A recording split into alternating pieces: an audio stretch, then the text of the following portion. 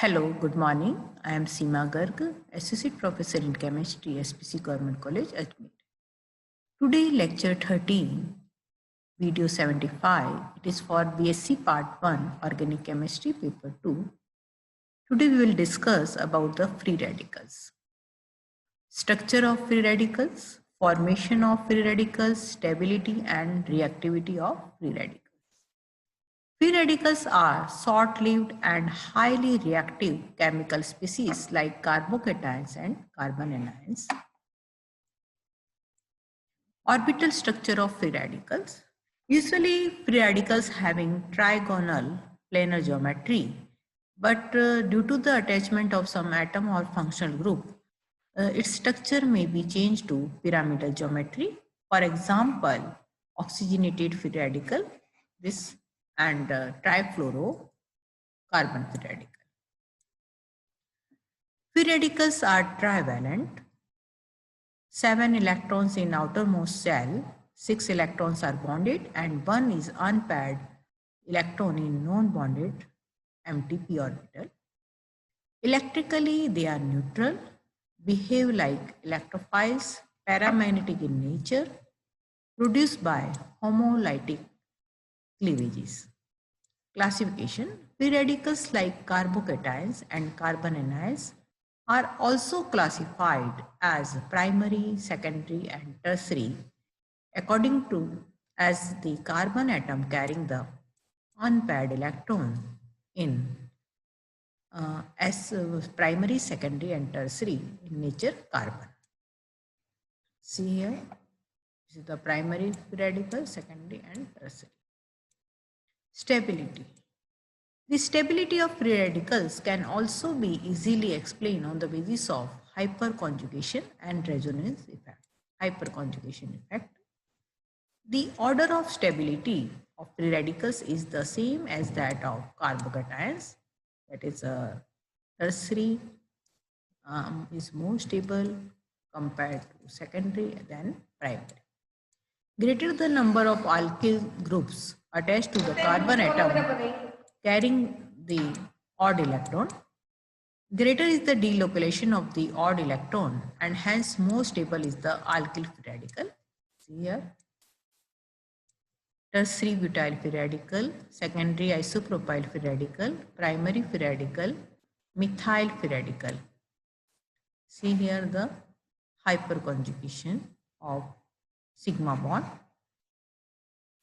9 alpha hydrogens, so it has 9 equivalent hyperconjugation structures. Similarly, secondary propyl isopropyl free radical has 6 alpha hydrogen and hence equivalent 6 hyperconjugation structures. Primary ethyl free radical has 3 alpha hydrogen and hence equivalent 3 hyperconjugation structures. Resonance effect. In contrast, allyl and benzyl free radicals are stabilized by resonance effect. See here, this allyl free radical, it is stabilized by resonance. Similarly, benzyl free radical, it is stabilized by pi resonating structures. In general, the stability order of various free radicals is as follows. You can see this the sequence of the stability sequence. We can again conclude on the basis of bond dissociation energy. See here, this methyl free radical having bond dissociation energy 440 less bond dissociation energy compared to alkene and then benzyl free radical. So it is more stable. Methyl free radical is more stable. Formation of free radicals.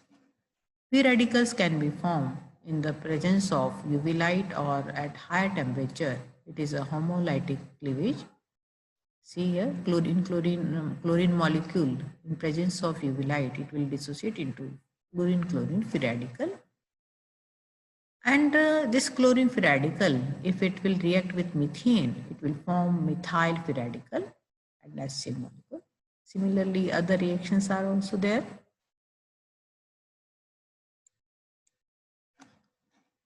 This is a alkyl free radical formation. Here in this propene at higher degree centigrade, 500 degrees centigrade temperature, it will form this propyne free radical. This toluene on boiling, it will form benzyl free radical. Similarly, other reactions are also there.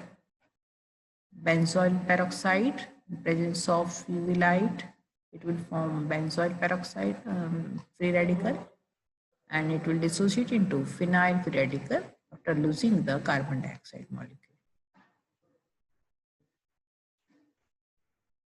This azo also form alkyl free radical. Reactivity. Two free radicals may combine to give stable molecule. This methyl free radical, this it will form ethane. This methyl free radical and chloride free radical, it will form methyl chloride like that. So they will form stable molecule. Free radicals can react with a neutral molecule to produce another free radical. See here. A free radical can lose a neutral molecule to form a new radical. Again, this acetate, it will form alkyl free radical and carbon dioxide.